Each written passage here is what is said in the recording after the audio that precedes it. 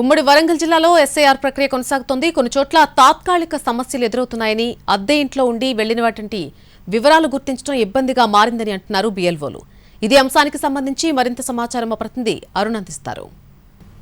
ఉమ్మడి వరంగల్ జిల్లా వ్యాప్తంగా నిన్నటి నుంచి ఎస్ఐఆర్ ప్రక్రియ ప్రారంభమైంది. కొన్ని చోట్ల కొంత ఇబ్బందులు అయితే తలెత్తుతున్నాయి. కొత్తగా నియోజకవర్గాలు ఏర్పడిన చోట కొంత ఇబ్బంది తలెత్తుతుంది. సార్ చెప్పండి, ఎస్ఐఆర్ ప్రక్రియలో కొంత ఇబ్బందులు తలెత్తుతున్నాయి అంటున్నారు. క్షేత్రస్థాయిలో సమస్యలు ఉన్నాయి. అధికారులు మాత్రం మేము మ్యాపింగ్ చేసాం, హౌసింగ్ మ్యాపింగ్ అంతా అయిపోయింది, ఐడెంటిఫై అవుతున్నానని చెప్తున్నటువంటి నేపథ్యంలో మీ నోటీస్కి ఎట్లాంటి సమస్యలు వచ్చినాయని మీ నోటీస్లో? ఎస్ఐఆర్ అనేది నిరంతరం జరిగే ప్రక్రియ.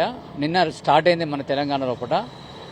ఎస్ఐఆర్ లోపల నిజంగా చెప్పాలంటే బిఎల్ఓలో నిజంగా వాళ్లకు సరి అయిన శిక్షణ లేదు, సరి అయిన అవగాహన లేదు.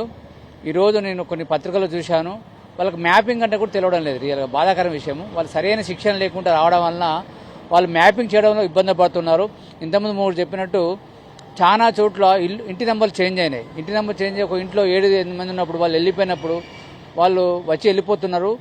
అక్కడ ఇబ్బందులు జరుగుతున్నాయి. అలాగే కొత్త కాన్స్టిట్యూన్సీలో మీరు చెప్పినట్టు భూపాలపల్లి కానీ అక్కడ కానీ చాలా మంది కార్మికులు వచ్చారు, కొందరు వేరే ప్రదేశానికి వెళ్ళిపోయారు. అక్కడ కూడా వాళ్ళకు సరైన అడ్రస్ లేదు.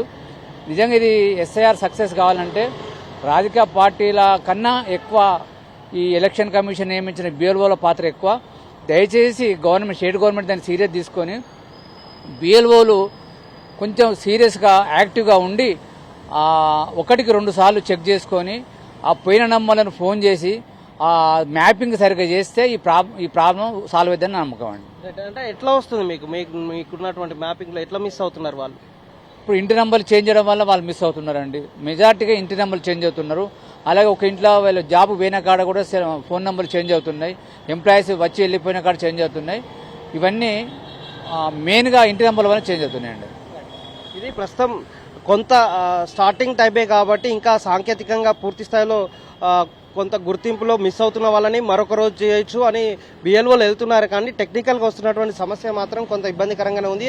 హౌస్ నెంబర్స్ మారినప్పుడు లేదంటే వేరే దగ్గరికి షిఫ్ట్ అయినప్పుడు ఎక్కువ రెంట్కున్న వాళ్ళతో వస్తున్నటువంటి సమస్య. ఓన్ హౌస్ వాళ్ళ ఐడెంటిఫికేషన్ ఈజీగానే అవుతుంది. హౌస్ నెంబర్లో ఎవరిదో ఒక నెంబర్ అక్కడ ఓటర్ వస్తారు కాబట్టి వాళ్ళ ఒక్కరి ఓటర్తో మిగిలిన వాళ్ళందరినీ నమోదు చేసేలాగా ప్రయత్నం చేస్తున్నారు. కానీ హౌస్కు మారిన టైంలో రెంటెడ్గా ఉండి వేరే దగ్గరికి షిఫ్ట్ అయినప్పుడు మాత్రం వాళ్ళు ఇక్కడ లేరు అని ఇంటి ఓనర్లు నేరుగా రాసిస్తున్నటువంటి నేపథ్యంలో వాళ్ళు ఓటు కోల్పోవాల్సినటువంటి సిచ్యువేషన్ వరంగల్ నగరంలోనూ భూపాలపల్లి లాంటి కొత్తగా నియోజకవర్గం ఏర్పడినటువంటి ప్రాంతాల్లో కొన్ని చోట్ల కనిపిస్తుంది. దీన్ని నిర్లక్ష్యం చేస్తే కొంతమంది ఓట్లు మిస్ అయ్యే అవకాశం ఉంది. కాబట్టి ఓటరే అవేర్నెస్ కలుపుకొని నా ఓటు గతంలో ఎక్కడుందని వెతుక్కోవాల్సినటువంటి సిచ్యువేషన్ ప్రస్తుతం కనిపిస్తుంది.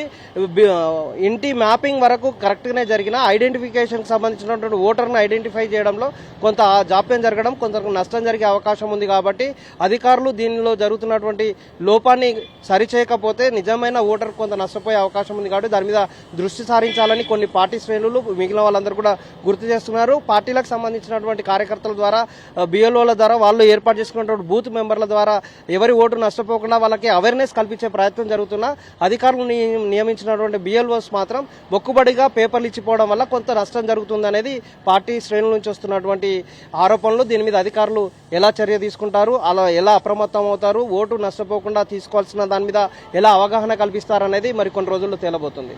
ఎవరైనా వాజిద్, అరుణ్ కుమార్, ఎన్టీవీ వరంగల్.